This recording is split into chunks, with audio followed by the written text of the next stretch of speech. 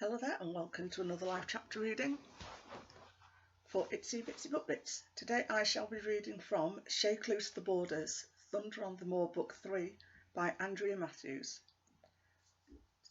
Chapter 1. Tynedale, England, late September 1538.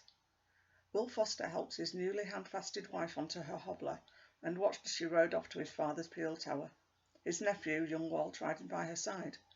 The boy's head was held high, clearly sensing how important a job had been entrusted to him. He was to see his aunt safely behind the Barmackin wall.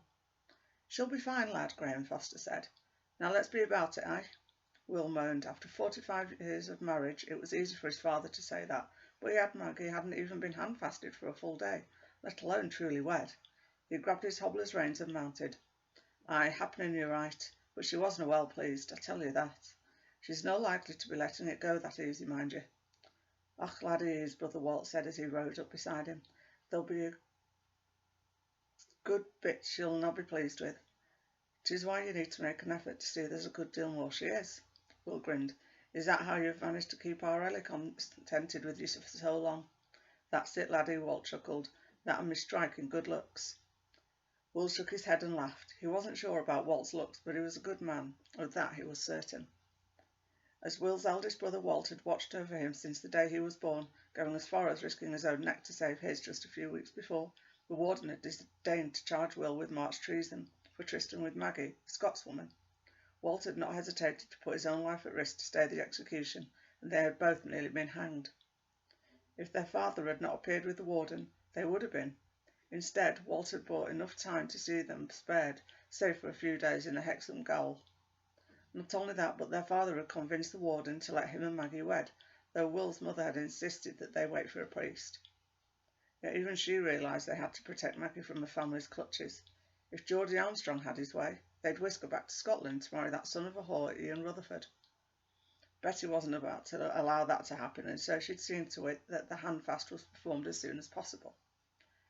"Pay mind to where you're going, lad." Graham gave Will a quick slap to the back of the head and nodded towards the downed tree. "His mind's off with his wife, I reckon." Walt led his own mount around the tree and snickered. "All happy he's mulling over what went on betwixt them in the wee hours." "You're a vile swine, Walt Foster," Will said. "I reckon I'm thinking of what's ahead of us. Carnaby said 'twas likely broken men. Did he ken any of 'em?" "Aye, a bell or two, and happening of Charlton as well." Graham spurred his pony and headed towards the old bridge where they were to meet the warden's land sergeant, Richie Carnaby, the very man who had run Will to the ground not weeks before. They were seen riding towards the wastes. Richie said, "Pray God they didn't stop at another homestead on the way. I sent a few of my men to bury Tom Robson and his wife." A cold chill ran through Will's soul, a whispered prayer on his lips. "Tom wasn't more than 2 or 3 years older than I." Richie cast a glance in Will's direction, the sorrow clear in his eyes. "Aye, lad, and a good man."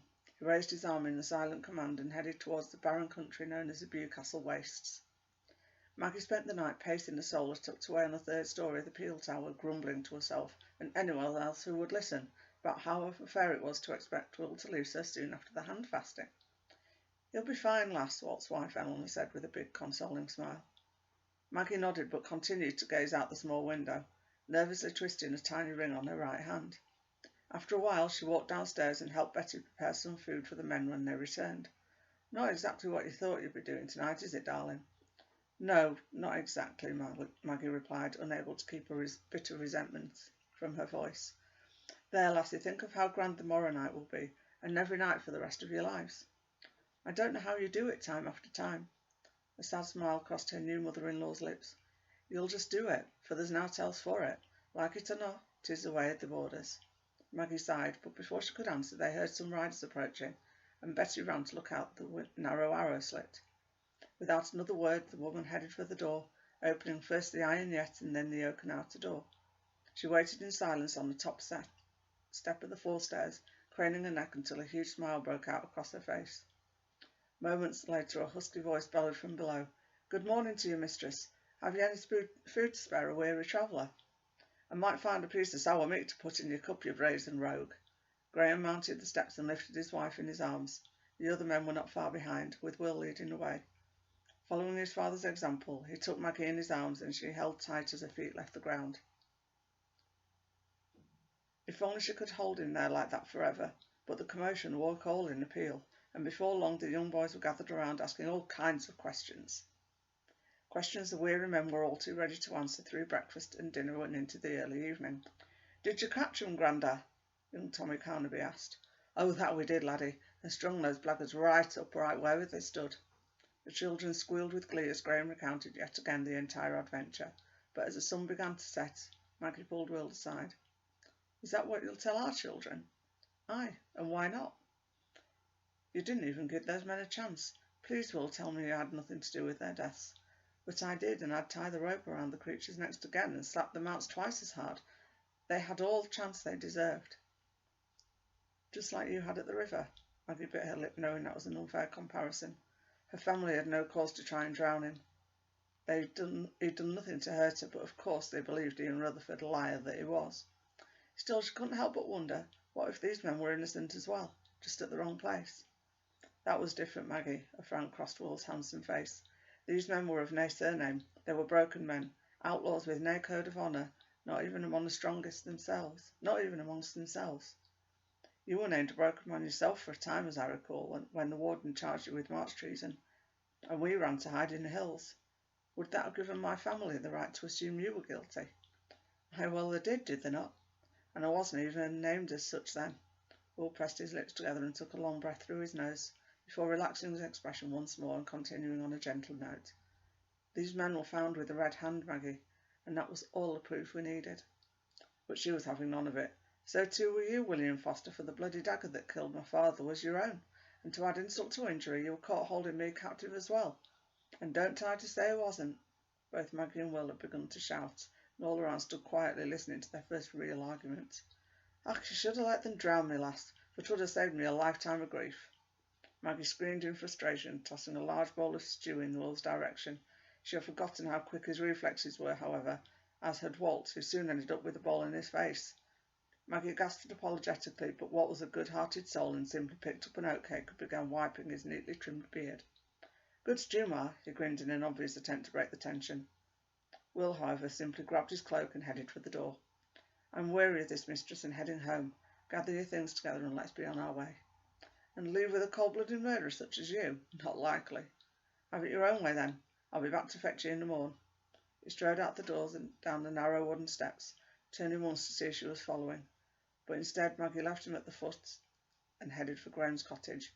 Before she went in, she removed the small ring from her hand and tossed it in his direction. Will's eldest sister Mary had followed, and as Will bent down to pick up the ring, she pulled him aside. "Dinna be so thick-headed, William. Think of how your heart was breaking when you thought she might be lost to you." Will shot a glance in Maggie's direction, and she lifted her head in expectation, hoping he would consider Mary's words and apologise. He clearly had other plans. "'Tis not that I chooses to stay here rather than go home to their own cottage. I'll be there if she wants me. As for now, she doesn't understand the ways of the border, and I'm too weary to teach her." Maggie turned and stomped inside the cottage and up the stairs. She slammed the bedroom door and sat down at the window, watching as Will headed for the stables. He had just driven out the gate when Walt came in and sat down beside her. Taking his neckerchief, he wiped away a stray tear that had run down her cheek, trying not to smear it with the bits of stew that lingered in the crevices of the soiled scarf. "Now you ken you didn't mean a thing of what you said, lassie. Come on and I'll take you home, eh? You murdered those men, all of you." "Now you listen here, lass. Those men were the murderers. We came upon them at a wee farmhouse not 5 miles west of here. One of them was lifting himself off a lass nae older than yourself, the bloody knife he used to take her life still tight in his hand, but that wasn't all he took, for her skirts was hoisted high. Will recognised the scoundrels right off." "I thought you said they were broken men. How did Will know them?" "I'm not rightly sure of that, but as I understand it, he seen them one night up by the Kershope burn, when they were chasing a wee Armstrong lass and a cousin. The bonniest lass he'd ever seen, or so he says." Walt grinned broadly before going on. "I dinna ken what you were doing there, Maggie, but Will loved you from that moment, and his blood ran cold when he thought that could have been you lying there. The blackguard didn't even deny doing it.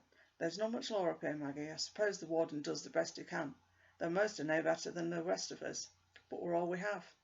Maggie picked up a piece of beef from Walt's hair, smiling softly. "You're a good brother, Walt. I don't think I've ever really thanked you for that. Thank me now and let me take you home to him." "I don't think he really wants to see me right now. He's tired and so are you. There'll be plenty of time for waking up in the morning." Walt nodded his understanding, but as he started to walk away, he stopped short, spinning back around. You're not going to attempt it yourself now, are you, lass?